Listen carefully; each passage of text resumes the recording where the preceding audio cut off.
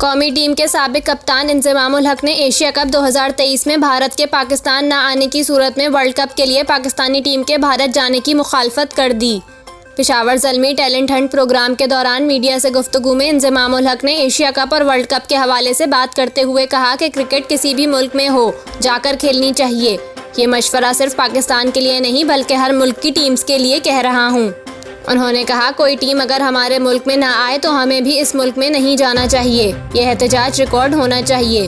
हम किसी दूसरे मुल्क में या किसी भी न्यूट्रल वेन्यू पर खेल सकते हैं। खेलने से इनकार नहीं करना चाहिए। साबिक कप्तान का कहना था कि एशिया कप पाकिस्तान का इवेंट नहीं है, ये एशियन 11 का इवेंट है। जो जिस मुल्क में भी हो, इस बात की यकीन दहानी होनी चाहिए कि इस मुल्क में सारी टीमें खेलने जाएंगी।